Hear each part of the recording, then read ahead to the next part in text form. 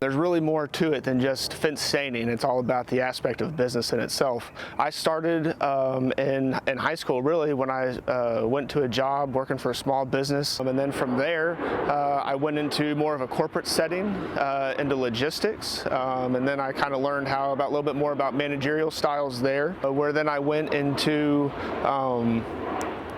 automotive, and I started from the bottom. I was pushing broom, and I worked my way up all the way to service manager, and that's where I learned the majority of my business operations and how to run a business efficiently.